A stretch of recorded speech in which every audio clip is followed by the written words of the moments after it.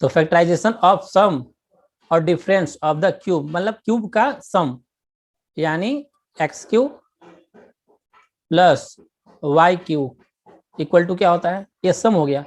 Factorisation of सम मतलब add करना और डिफरेंस मतलब घटाना, किसका, क्यूब का। क्यूब मतलब एक्स के पावर 3 ना, उसको बोलते हैं क्यूब। और दूसरा फॉर्मूला पढ़ना है हमको X cube minus Y cube का, ये पढ़ना है। तो दोनों का फॉर्मूला क्या होता है, पहले हम x cube plus Y cube का फॉर्मूला लिख लेते हैं। तो इसका फॉर्मूला होता है एक्स प्लस वाई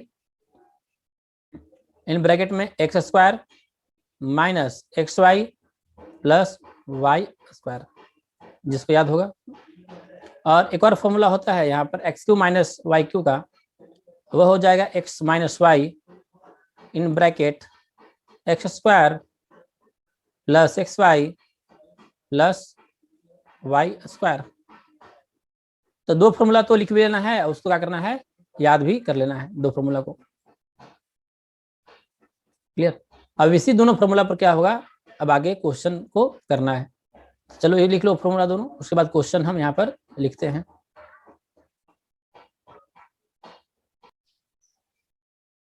मतलब उसका ऊपर में फैक्टराइज किया, वो क्वेश्चन हमेशा मिल क्या क्या हम लोग पढ़ रहे हैं, फैक्टराइजेशन पढ़ रहे हैं। यानी क्वेश्चन ये दिया गया यहाँ पर a cube plus B cube plus A plus b, और शुरू से हम लोग फैक्टराइजेशन भी पढ़ रहे हैं, क्वाड्रेटिक का फैक्टराइजेशन पढ़ लिए, ठीक है। फिर ए प्लस बी प्लस सी का होल स्क्वायर था, उसका बोला गया था फैक्टराइजेशन। तो फैक्टराइज करना, जैसे मान लो कि यहाँ दे दिया गया factorize equal to A cube plus B cube plus A plus B, तो फैक्टराइज का होना इसका मतलब क्या होता है, कितने लोग बताओगे, रेज हैंड करना। जैसे मैं उसको फैक्टराइज करना, फैक्टराइज करो, तो फैक्टराइज करना इसका कहने का मतलब क्या हुआ। अब तो लास्ट जा रहा है, दो और बचा हुआ है इसके बाद, तो कौन बताओगे what the meaning of factorization. तो रिप्लाई करना चैट में, सनी बताओगे, चलो बताना सनी, अनम्यूट कर रहे हैं। तो फैक्टराइज मतलब होता है गुणनखंड करना, मतलब कोई भी जो अंक हो उसको, मतलब उसके मतलब उससे जो गुणनखंड होता है ना, कि उसको एक एक पार्ट में तोड़ देना। खाली फैक्टराइज मतलब ही गुणनखंड होता है, फैक्टराइज का हिंदी गुणनखंड होता है। हाँ तो उसका मीनिंग क्या होता है, ये इसका मतलब ये अपना यस सर। जो करोगे अपना रेज हैंड करना, ठीक है, म्यूट कर लो। नेक्स्ट रेज हैंड करना, रेज हैंड करना या मैसेज करो, रेज हैंड करोगे तो कर लो, वहां से हम अनम्यूट कर लेंगे। जल्दी से बताओगे, रेज हैंड करना जो भी बताओगे। जिससे बोला फैक्टराइज मतलब इसका सेंस क्या हुआ, फैक्टराइज तो कर दे रहे हैं, फैक्टराइज करने भी आ गया, तो फैक्टराइज करने का सेंस मतलब क्या हुआ, मतलब क्या हो गया, उससे क्या मिला, ये चीज सोचिए, पूछ ही लेते, लास्ट हो रहा है, एक दो टॉपिक, एक दो और होगा, उसके बाद खत्म होगा।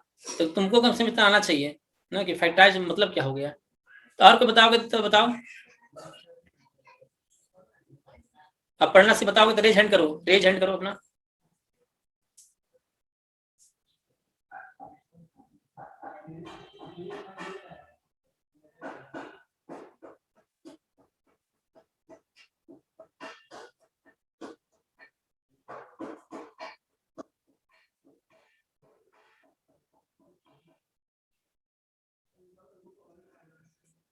जो भी मैसेज नहीं करना है, जो भी करोगे रेज हैंड करो, अगर बताओगे तो, नहीं तो फिर हम बता देंगे आगे। फिर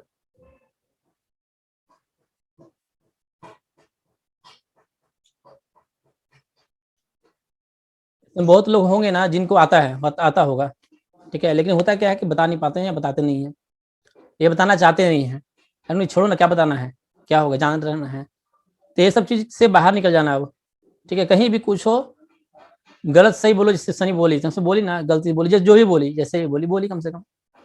अब है कि जो लोग जान रहा है फिर वो भी नहीं बताते हैं, तो कम से कम बताया करो।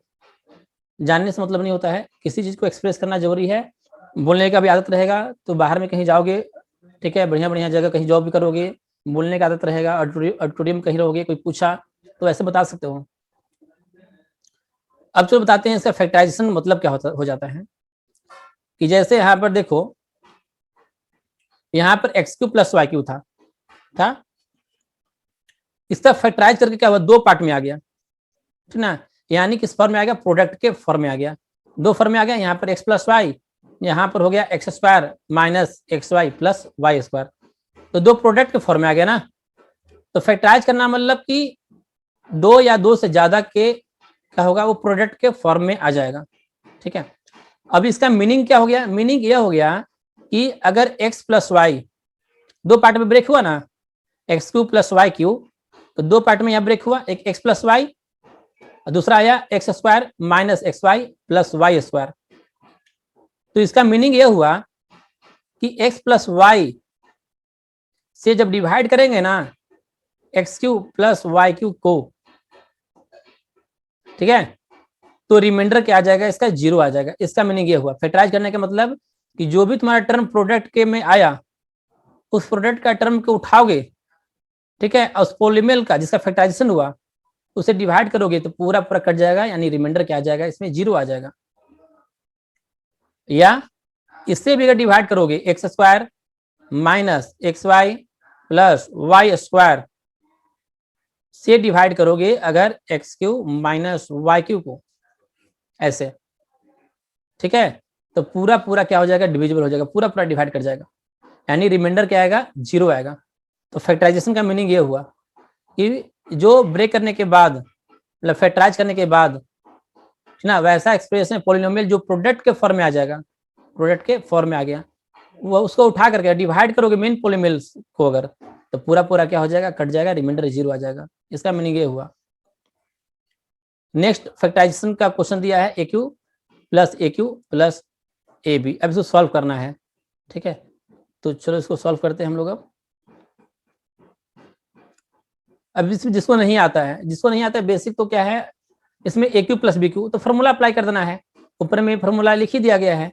ए क्यू प्लस बी क्यू का फॉर्मूला होता है ए प्लस बी, एक स्टेप यहाँ लिख देना, पहले क्वेश्चन एक बार लिख देना है तब सॉल्व करना है। तो a cube plus B cube plus A plus b, a cube plus B cube का फॉर्मूला क्या होता है, a plus b, a square minus a b plus b square plus A plus B, तो a plus B यहाँ पर लिख दिया गया है।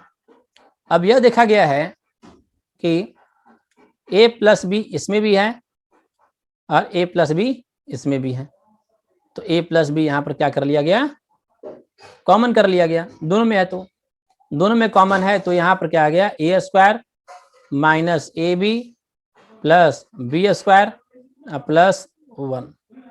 कॉमन यानी जिसको नहीं आता है तो क्या करो, वही आर सवाल का में बहुत सारा एग्जांपल दिया हुआ है, एग्जांपल को सॉल्व करो, खुद से सॉल्व करो कि कैसे कॉमन ले रहा है। जैसे यहाँ पर ए प्लस बी ले लिया गया कॉमन, और नीचे हम लिख दिए यहाँ पर a square minus a b plus b square plus 1। तो बहुत लोगों को हो सकता है समझ में ये नहीं आ रहा होगा इस तरह प्लस 1 कहाँ से हो गया, कैसे हो गया ये। तो प्रैक्टिस करते करते तुमको ये सब चीज किसी को स्टार्टिंग हो रहा है ना, तो कंफ्यूजन सब होता है, तो प्रैक्टिस करते करते ही सुधर सकता है। ठीक है, बहुत लोग का कंप्लेन होता है कि सर हमको तो समझ में नहीं आता है, ठीक है ना। तो अगर समझ में सब कुछ तुमको आता ही तो हमसे पढ़ते क्यों, पढ़ते ही नहीं। बहुत लोग सर मैथ हमको आता ही नहीं है, तो मैथ नहीं आता है तभी ना पढ़ रहे हो, अगर आता तो फिर पढ़ते क्यों, तो पढ़ते ही नहीं। बहुत लोग का होता है कि सर क्वेश्चन तो बनाते हैं लेकिन बनता ही नहीं है, तो दिमाग में सेट करो कि जब बन ही जाता, ठीक है, तो फिर बनाते क्यों उसको, नहीं बन रहा है तभी तो बना रहे हैं। ठीक है, तो नहीं बन रहा है तो बढ़िया बात है, अच्छी बात है, उसको दिमाग लगाएंगे कि बन क्यों नहीं रहा है। तो इसी चीज का क्या करना पड़ता है, हम लोग को प्रैक्टिस करते रहना पड़ता है ना, कि कंसेप्ट जानते हैं, थ्योरी जान रहे हैं, तो हमसे क्वेश्चन क्यों नहीं बन रहा है, उसका कारण क्या है। ठीक है, हमसे क्वेश्चन बनना चाहिए, सर से बन रहा है तो हमसे क्यों नहीं बन रहा है ना। तो ऐसे प्रैक्टिस करते करते तुमसे भी क्वेश्चन बनने लगेगा, जैसे जैसे बताते हैं वैसे करते चले जाना है। अब देखो फैक्टराइजेशन आ गया, a plus b in bracket में a square minus a b plus b square plus 1।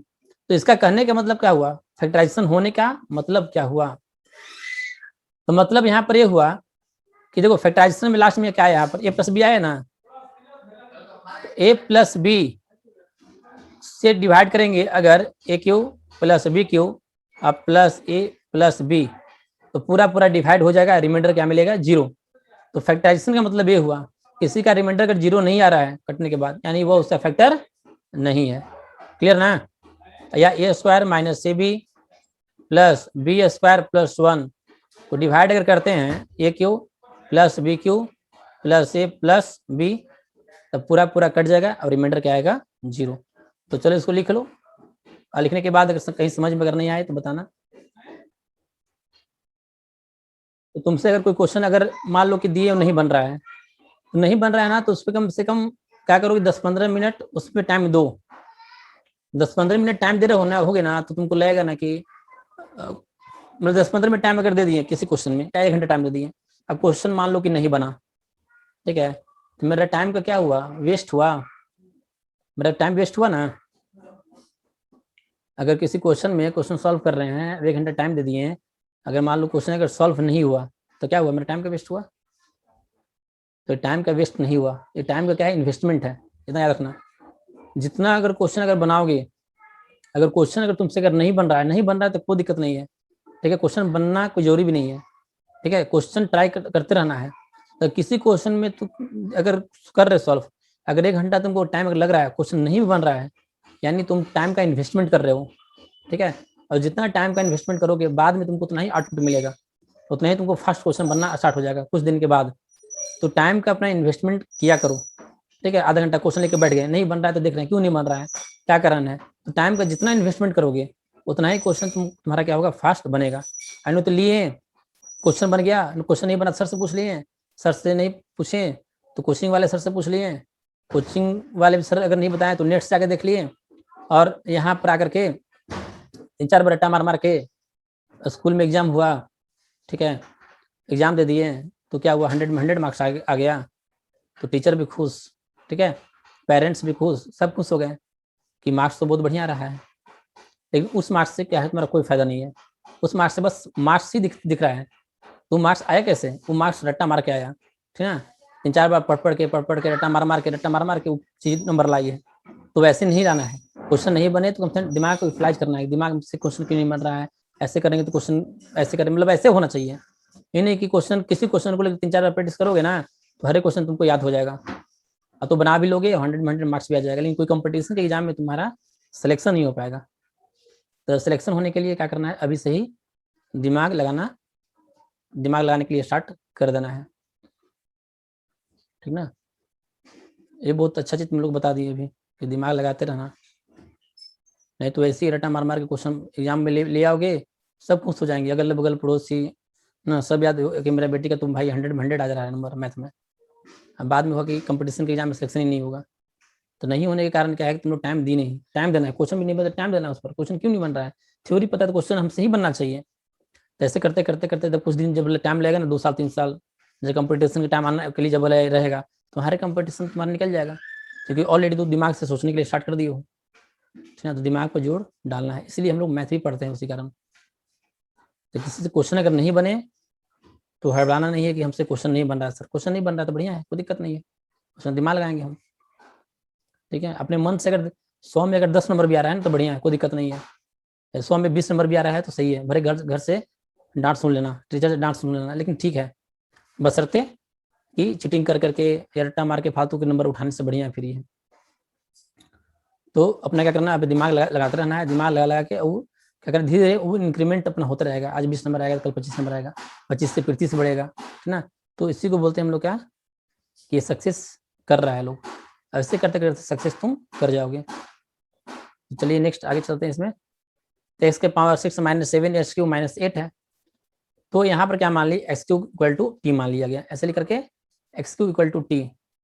तो ये बोला गया, तो कोई क्वेश्चन बनाओगे ना, अगर नहीं ना बन रहा है, अगर है तो पहले तुम क्या 10-15 मिनट टाइम दो, 10-15 मिनट टाइम देने के बाद जब बनाओगे ना, तुम सोल्यूशन देखना फिर आर सवाल का, तुमको समझ में आने लगेगा। 90% आर सवाल का एग्जाम्पल ऐसा होगा कि पहले नहीं बन रहा था, लेकिन सोल्यूशन देखने के बाद क्या हुआ, मेरा वो बन गया, समझ में आ गया। ऐसा मतलब क्या हुआ, ऐसा मतलब हुआ कि वो कंसेप्ट तुम जानते थे, लेकिन तुमसे क्या हुआ, बन नहीं पा रहा है, तो बीच का डिफरेंस को हटाना है, वो डिफरेंस जब हटाओगे तुम्हारा मार्क्स बढ़िया आने लगेगा। अब इसको फैक्टराइज करना है, क्वाड्रेटिक हो गया ये ट्राइनोमियल, इसको फैक्टराइज करेंगे तो कितना हो जाएगा, T square -8t plus T -8। तो t यहाँ पर कॉमन कर लेंगे तो आ जाएगा यहाँ पर t -8 प्लस t -8। अब यहाँ बहुत लोग को बनेगा नहीं, अब बहुत लोग समझ में नहीं आएगा कि यहाँ x इक्वल टू टी क्यों माने, x इक्वल टू टी यहाँ पर हम लोग क्यों माने। तो ये सब प्रैक्टिस करते करते पता चलता है। ये कैसे दिमाग में आएगा कि एक्स इक्वल टू टी माने या X square equal to T माने, तो प्रैक्टिस करते करते सब भी पता चलता है। देन टी माइनस एट, यहाँ पर आ जाएगा टी प्लस वन। यहाँ टी माइनस एट के पहले क्या है, कुछ भी नहीं है तो क्या है, वन है। अब टी की जगह पर यहाँ वैल्यू हम लोग पुट कर लेंगे, तो यहाँ पर हो जाएगा X cube minus eight, T की जगह पर एक्स क्यू माना गया था, तो यहाँ पर आ जाएगा आपका एक्स क्यू प्लस वन। तो चलिए यहाँ तक पहले इसको अच्छे से लिख लीजिए। तो टाइम लग रहा है नहीं है, इसलिए इसको बना ही दे रहे हैं हम। तो एक्स क्यू माइनस एट है, तो एक्स क्यू माइनस एट का लिख सकते हैं हम लोग, एक्स क्यू माइनस टू का क्यू एट हो जाता है, यहाँ एक्स क्यू प्लस वन का क्यू। तो फॉर्मूला में ब्रेक कर देंगे, a cube minus b cube. Formula क्या होता है, a minus b into a square minus a b minus a मतलब 2x minus a b plus b square, plus में जो a minus b plus a b plus b square, 2 का square 4। A cube minus b को formula a minus b into a square plus a b plus b square, ये हो गया। Bracket में a cube plus B cube, इसका formula apply करना, a plus b into bracket में a square minus a b plus b square. तो ये तुम्हारा क्या हो गया, फाइनल आंसर हो गया। ठीक है, जिसको समझ में नहीं आएगा वो यूट्यूब से दोबारा अपना देख लेना। अब इसके आगे वाला हम क्या बोलते, कल शाम को होगा, इसके आगे जो टॉपिक है वो कल शाम को हो जाएगा, कल इसी पर क्वेश्चन करवा देंगे। और इसके पहले वाला भी तुम लोग वीडियो देख लेना।